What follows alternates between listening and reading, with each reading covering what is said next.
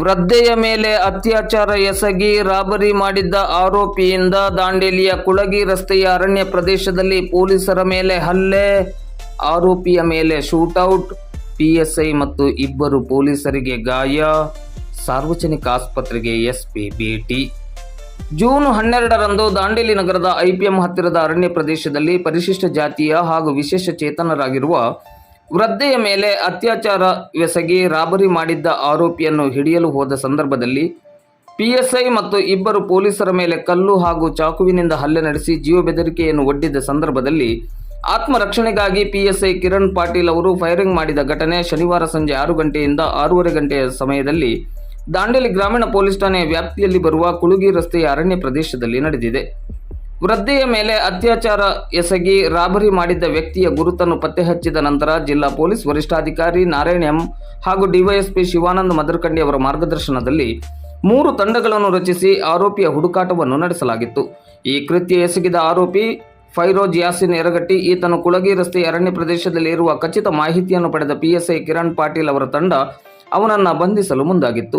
ಕುಳಗಿ ರಸ್ತೆಯ ಅರಣ್ಯ ಪ್ರದೇಶದಲ್ಲಿ ಇದ್ದ ಈತನನ್ನು ಬಂಧಿಸಲು ಮುಂದಾಗುತ್ತಿದ್ದಂತೆ ಪೊಲೀಸರಿಂದ ತಪ್ಪಿಸಿಕೊಳ್ಳಲು ಸರ್ಕಾರಿ ಕರ್ತವ್ಯಕ್ಕೆ ಅಡ್ಡಿಪಡಿಸಿ ಅವಾಚ್ಯ ಶಬ್ದದಿಂದ ಬೈದು ಜೀವ ಬೆದರಿಕೆ ಹಾಕಿ ಕಲ್ಲು ಹಾಗೂ ಚಾಕುವಿನಿಂದ ಪಿಎಸ್ಐ ಕಿರಣ್ ಪಾಟೀಲ್ ಮತ್ತು ಪೊಲೀಸ್ ಸಿಬ್ಬಂದಿಗಳಾದ ಇಮ್ರಾನ್ ಮತ್ತು ಕೃಷ್ಣ ಅವರನ್ನು ಕೊಲೆ ಮಾಡಲು ಪ್ರಯತ್ನಿಸಿದಾಗ ಪಿಎಸ್ಐ ಕಿರಣ್ ಪಾಟೀಲ್ ಅವರು ತಮ್ಮ ರಿವಾಲ್ವರ್ನಿಂದ 2 ಸುತ್ತು ಗಾಳಿಯಲ್ಲಿ ಫೈರ್ ಮಾಡಿ ಆಪಾದಿತನಿಗೆ ಶರಣಾಗಲು ಸೂಚನೆಯನ್ನು ನೀಡಿದರು. ಆಪಾದಿತನು ಪುನಃ ಹಲ್ಲೆಗೆ ಮುಂದಾಗಿದ್ದನು. ಈ ಸಂದರ್ಭದಲ್ಲಿ ಪಿಎಸ್ಐ ಕಿರಣ್ ಪಾಟೀಲ್ ಅವರು ಆಪಾದಿತನ ಎಡಗಾಲಿಗೆ ಗುಂಡು ಹಾರಿಸಿ ಬಂಧಿಸಿದ್ದಾರೆ.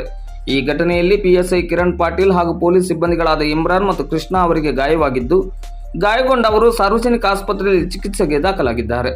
ಪೊಲೀಸ್ ಫೈರಿಂಗ್ನಿಂದ ಗಾಯಗೊಂಡ ಆರೋಪಿ ಫೈರೋಜ್ ಯಾಸಿನ್ ಯರಗಟ್ಟಿ. ಈತನ ಎಡಗಾಲಿಗೆ ಗಾಯವಾಗಿದ್ದು, ಈತನನ್ನು ಸಾರ್ವಜನಿಕ ಆಸ್ಪತ್ರೆಗೆ ಚಿಕಿತ್ಸೆಗೆ ದಾಖಲಿಸಲಾಗಿದ್ದು, ಹೆಚ್ಚಿನ ಚಿಕಿತ್ಸೆಗೆ ಕಿಮ್ಸ್ ಆಸ್ಪತ್ರೆಗೆ ರವಾನಿಸುವ ಪ್ರಕ್ರಿಯೆ ನಡೆಯುತ್ತಿದೆ. ಈತನ ಮೇಲೆ ಈಗಾಗಲೇ ಸಾಕಷ್ಟು ಪ್ರಕರಣಗಳು ದಾಖಲಾಗಿದ್ದು ರೌಡಿ ಶೀಟರ್ ಆಗಿರುತ್ತಾನೆ. ಈ ಪ್ರಕರಣಕ್ಕೆ ಸಂಬಂಧಪಟ್ಟಂತೆ ಈತನ ಮೇಲೆ ನಗರ ಠಾಣೆಯಲ್ಲಿ ಮತ್ತು ಗ್ರಾಮೀಣ ಪೊಲೀಸ್ ಠಾಣೆಯಲ್ಲಿ ಪ್ರಕರಣ ದಾಖಲಾಗಿದೆ. ಸಾರ್ವಜನಿಕ ಆಸ್ಪತ್ರೆಯಲ್ಲಿ ಚಿಕಿತ್ಸೆ ಪಡೆಯುತ್ತಿರುವ ಪಿಎಸ್ಐ ಹಾಗೂ ಇಬ್ಬರು ಪೊಲೀಸ್ ಸಿಬ್ಬಂದಿಗಳನ್ನು ಭೇಟಿ ಮಾಡಿದ ಪೊಲೀಸ್ ವರಿಷ್ಠಾಧಿಕಾರಿ ನಾರಾಯಣ್ ಎಂ ಅವರು ಆರೋಗ್ಯವನ್ನು ವಿಚಾರಿಸಿ ಧೈರ್ಯವನ್ನು ತುಂಬಿ ಸಾಹಸಿಕ ಕಾರ್ಯಕ್ಕೆ ಶ್ಲಾಘನೆಯನ್ನು ವ್ಯಕ್ತಪಡಿಸಿದ್ದಾರೆ. ಇತ್ತ ಪೊಲೀಸ್ ಫೈರಿಂಗ್ನಿಂದ ಗುಂಡು ತಗುಲಿ ಗಾಯಗೊಂಡ ಆರೋಪಿ ಫೈರೋಜ್ ಯಾಸಿನ್ ಯರಗಟ್ಟಿಯ ಆರೋಗ್ಯವನ್ನು ವಿಚಾರಿಸಿದ್ದಾರೆ. ಈ ಪ್ರಕರಣಕ್ಕೆ ಸಂಬಂಧಪಟ್ಟಂತೆ ಜಿಲ್ಲಾ ಪೊಲೀಸ್ ವರಿಷ್ಠಾಧಿಕಾರಿ ನಾರಾಯಣ್ ಎಂ ಅವರು ಇಂದು ಶನಿವಾರ ರಾತ್ರಿ 10 ಗಂಟೆ ಸುಮಾರಿಗೆ ನಗರದ ಸಾರ್ವಜನಿಕ ಆಸ್ಪತ್ರೆಯಲ್ಲಿ ಘಟನೆಯ ಸಂಪೂರ್ಣ ವಿವರಣೆಯನ್ನು ನೀಡಿದ್ದು, ಇದೊಂದು ಅಮಾನವೀಯ ಕೃತ್ಯವಾಗಿದ್ದು ಪೊಲೀಸ್ ಅಧಿಕಾರಿಗಳು ಹಾಗೂ ಸಿಬ್ಬಂದಿಗಳು ತ್ವರಿತ ಕ್ರಮವನ್ನು ಕೈಗೊಂಡು ಆರೋಪಿಯನ್ನು ಬಂಧಿಸುವಲ್ಲಿ ಯಶಸ್ವಿಯಾಗಿದ್ದಾರೆ. ಮುಂದಿನ ದಿನಗಳಲ್ಲಿ ಈತನಿಗೆ ಗಡೀಪಾರು ಆದೇಶವನ್ನು ಮಾಡಲು ಅಗತ್ಯ ಕ್ರಮವನ್ನು ಕೈಗೊಳ್ಳಲಾಗುವುದು ಎಂದು ತಿಳಿಸಿದ್ದಾರೆ. ಈ ಸಂದರ್ಭದಲ್ಲಿ DYSP Shivananda Madarakandi, CPI Jaipal Patil, Joida CPI Chandrashekhar Harihar, Yallapur CPI Ramesh Hanapur, ಪಿಎಸ್ಐಗಳಾದ ಅಮೀನ್ ಅತ್ತಾರ್, ಶಿವಾನಂದ ನಾವದಗಿ, ಜಗದೀಶ್, ಬಸವರಾಜ್ ಮಬನೂರ್, ಕೃಷ್ಣಗೌಡ ಅರಕೇರಿ, ಮಹೇಶ್ ಮಾಳಿ ಮೊದಲಾದವರು ಉಪಸ್ಥಿತರಿದ್ದರು.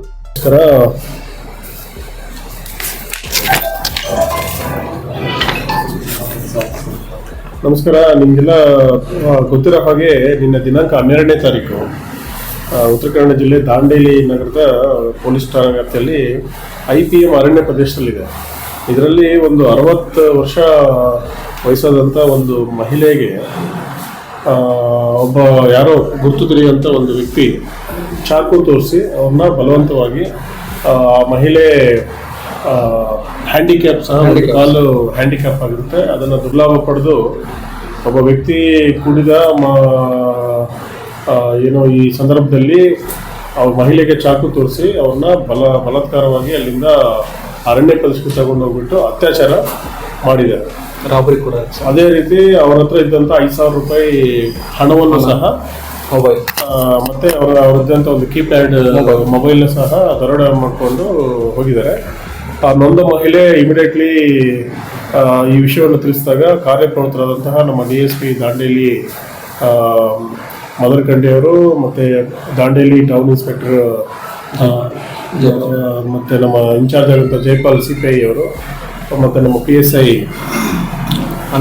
ಅಮೀನ್ ಅತ್ತಾರ್ ಅವರು ಮತ್ತು ಕಿರಣ್ ಅವರು ಇಮಿಡಿಯೇಟ್ಲಿ ಈ ವಿಷಯನ ನಮ್ಗೆ ತಿಳಿಸಿದ್ದಾರೆ. ಸೊ ತಕ್ಷಣ ಈ ಸಂಬಂಧಪಟ್ಟಂಗೆ ನಿನ್ನೆನೇ ನಾವು VNS ರೇಪ್ ಮತ್ತು ರಾಬರಿ ಮತ್ತೆ ಆ ಮಹಿಳೆ ಪರಿಶಿಷ್ಟ ಜಾತಿಗೆ ಸೇರಿದವರ ಮಹಿಳೆ ಅಂತ ಆಮೇಲೆ ಗೊತ್ತಾಯಿತು. ಅದೊಂದು ಅಟ್ರಾಸಿಟಿ ಕೇಸ್ ಆ್ಯಕ್ಟು. ಮತ್ತು ಆ ಚಾಕುನ ತೋರಿಸಿ ಬೆದರಿಕೆ ಹಾಕಿದ್ದು ಎಲ್ಲ ಕಲಂಗಳಲ್ಲಿ ನಮ್ಮ ದಾಂಡೇಲಿ ನಗರ ಠಾಣೆಯಲ್ಲಿ ಕಲಂ ನಂಬರ್ 68/22 ಕೇಸ್ ರಿಜಿಸ್ಟರ್ ಮಾಡಿ ಆರೋಪ ಪತ್ತೆಗಾಗಿ ನಾವು ಸ್ಪೆಷಲ್ ಟೀಮ್ನ ಮಾಡಿದ್ದೀವಿ. CPI ದಾಂಡೇಲಿ ಇನ್ಚಾರ್ಜ್ ಹಳಿಯಾಲ ಶ್ರೀ ಜೈಪಾಲ್ ಅವರ ಒಂದು ನೇತೃತ್ವದಲ್ಲಿ DSP ಅವರು ನಿನ್ನೆ ಖುದ್ದಾಗಿ ಫೀಲ್ಡಿಗೆ ಇಳಿದ್ರು. ರಾತ್ರಿ ಎಲ್ಲ ನಾವು ಆ ಮಹಿಳೆಗೆ ಚಿಕಿತ್ಸೆ ಕೊಡಿಸಿ ಅವರು ಶಾಕಲ್ಲಿದ್ದರು ತುಂಬ. ಹಾಗಾಗಿ ಮಹಿಳೆ ಅದನ್ನು ಹೇಳ್ಕೊಳ್ಳೋದಕ್ಕೂ ತುಂಬ ಮುಜುಗರಾಗಿತ್ತು, ಯಾರಂತ ಐಡೆಂಟಿಫೈ ಆಗಿಲ್ಲ. ಹಾಗಾಗಿ ನಮ್ಮ ಸಿಬ್ಬಂದಿಗಳು ಇದರಲ್ಲಿ ಹಿಂದೆ ಈ ಥರ ಅಫೆನ್ಸ್ ಮಾಡೋರು ಯಾರಿದ್ದಾರೆ ಅಂತೇಳಿ MOBಗಳನ್ನ ಮತ್ತು ರೌಡಿ ಶೀಟ್ಸ್ನ ನಾವು ಸುಮಾರು ಒಂದು 100 ಜನ ಛಾಯಾಚಿತ್ರ ಫೋಟೋಸ್ಗಳನ್ನ ಮಹಿಳೆಗೆ ನಾವು ಸೇರಿಸಿದಾಗ ಅದನ್ನು ತೋರಿಸಿದಾಗ ಆ ಮಹಿಳೆ ಒಬ್ಬ ವ್ಯಕ್ತಿ ಫೈರೋಜ್ ಆಸಿಡ್ ಎರಗಟ್ಟಿ ಅಂತ ಸಾಕಿನ ದಾಂಡೇಲಿ ಇವನು ಡ್ರೈವರ್ ಕೆಲಸ ಮಾಡ್ತಾ ಇದ್ದಾನೆ. ಇವನು ನಮ್ಮ ದಾಂಡೇಲಿ ನಗರದಲ್ಲಿ ರೌಡಿ ಶೀಟರು ಮತ್ತು NDPS ಅಂದರೆ ಗಾಂಜಾ ಕೇಸಲ್ಲಿ, ಪೆಡ್ಲರ್ ಕೇಸಲ್ಲಿ 2 ಕೇಸು, ಮತ್ತು ಈ ಹಿಂದೆ ಒಂದು ಗಲಾಟೆ ಮಾಡಿ ಬೇರೆಯವ್ರನ್ನ ಏನು ಹೊಡೆದಂತಹ ಇನ್ನೊಂದು ಕೇಸಲ್ಲಿ, ಅದೇ ರೀತಿ ಬೈಂಡವ್ರಿಗೂ ಸಹ ಇವನು ಸಿಗದೆ ತಪ್ಪಿಸ್ಕೊಂಡು ಹೋಗುವಂಥದ್ದು, ಮತ್ತು ಪೊಲೀಸರ ಮೇಲೆ ಮತ್ತು ಜನಗಳ ಮೇಲೆ ದೌರ್ಜನ್ಯ ಮಾಡುವಂತಹ ಒಂದು ಅಪರಾಧಿ ಇವನು.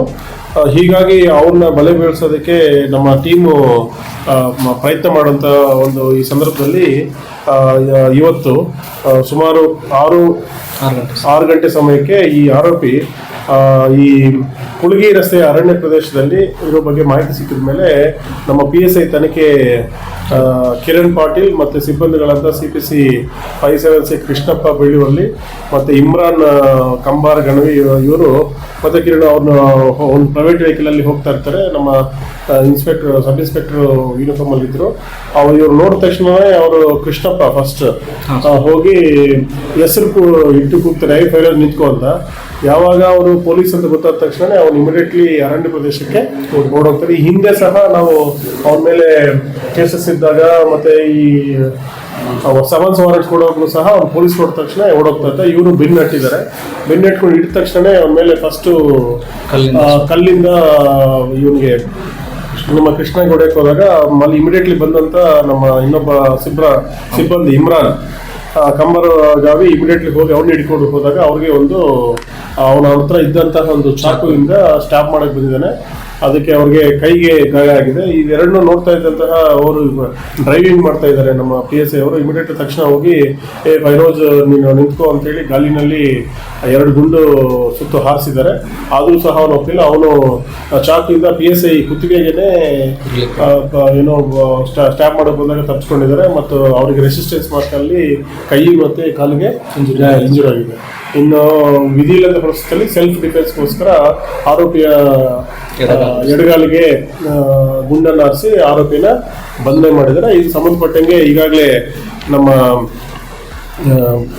ದಾಂಡೇಲಿ ರೂರಲ್ ಪೊಲೀಸ್ ಸ್ಟೇಷನಲ್ಲಿ ಇವತ್ತೊಂದು ಕೇಸ್ ರಿಜಿಸ್ಟರ್ ಆಗಿದೆ. ಅದರಲ್ಲಿ 109, 322 ಅಂಡ್ ಆರ್ಮ್ಸ್ ಆ್ಯಕ್ಟ್ ಅಡಿಯಲ್ಲಿ BNS ಅಲ್ಲಿ ಈಗ ಒಂದು ಕೇಸ್ ರಿಜಿಸ್ಟರ್ ಆಗಿದೆ. ಇದು ತನಿಖೆ ನಡೆಯುತ್ತೆ.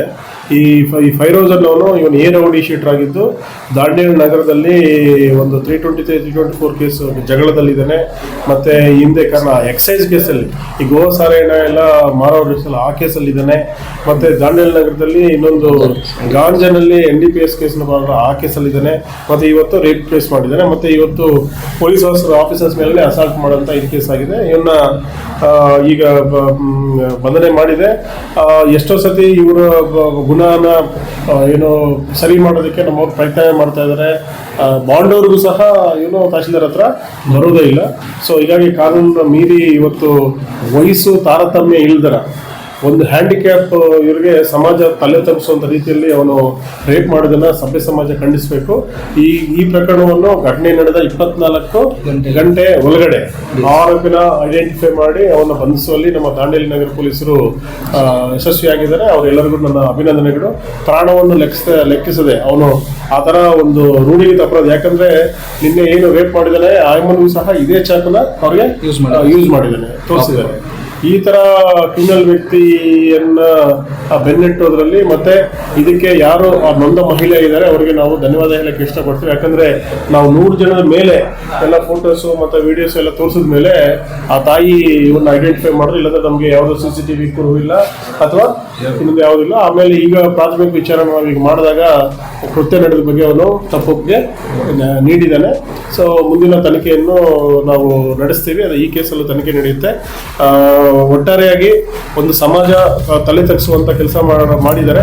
ಇದಕ್ಕೆ ದಾಂಡೇಲಿ ನಗರದ ಜನ ಸಹ ಶಾಂತಿ ಮತ್ತೆ ನೆಮ್ಮದಿಯಿಂದ ಇದ್ದು ಪೊಲೀಸ್ ಇಲಾಖೆಗೆ ಸಪೋರ್ಟ್ ಮಾಡಿದ್ದೀರಾ. ಮಾಧ್ಯಮ ಮಿತ್ರಗಳು ಸಹ ಇದನ್ನ ಯಾವುದೇ ವೈಭವೀಕರಣ ಮಾಡ್ದಂಗೆ ಪೊಲೀಸ್ ಮನೆ ಹಾಗೆ ತಾವು ಸಪೋರ್ಟ್ ಮಾಡಿದ್ದೀರಾ. ನಿಮ್ಮೆಲ್ಲರ ಒಂದು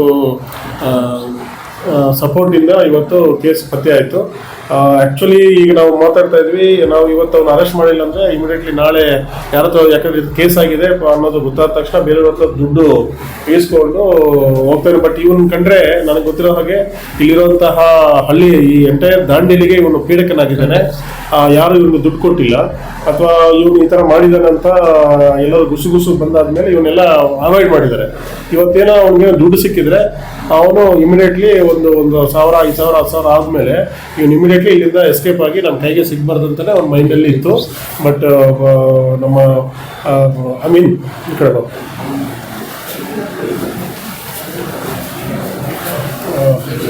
ಅಮೀನ್ ಸಾಬ್ ಅತ್ತಾರ್ ಮತ್ತೆ ನಮ್ಮ ಕಿರಣ್ ಪಾಟೀಲ್, ನಮ್ಮ ಸಿಬ್ಬಂದಿಗಳಂತಹ ಕೃಷ್ಣ ಮತ್ತೆ ಇಮ್ರಾನ್ ಅವರು, ಮತ್ತೆ ನಮ್ಮ CPI ದಾಂಡೇಲಿ ಪಾಟೀಲ್, ಮತ್ತೆ ಈ ಕೇಸ್ ನಡೆದ ತಕ್ಷಣ ಇಮಿಡಿಯೇಟ್ಲಿ ಆರೋಪಿ ಇದಾನ ಅಂತ ತಕ್ಷಣ ನಾವು ತಂಡ ಮಾಡಿದ್ವಿ. CPI ಯಲ್ಲಾಪುರ ರಮೇಶ್ ಹಾನಾಪುರದವರು ಅವ್ರ ಸಿಬ್ಬಂದಿ ಕಟ್ಕೊಂಡು ಅವ್ರನ್ನ ಬೇರೆ ಬೇರೆ ಟೀಮ್ ಮಾಡಿ ನಾವು ಹುಡುಕ್ತಾ ಇದ್ವಿ. ಆಕ್ಚುಲಿ ನಿನ್ನೆ ಅವ್ರು ಸಿಕ್ಕದ ಮೇಲೆ ನಮ್ಗೆ ಇಲ್ಲೇ ಇದ್ದಾರಂತ ಯಾವುದೇ ಖಚಿತ ಮಾಹಿತಿ ನಮಗೆ ಇರಲಿಲ್ಲ.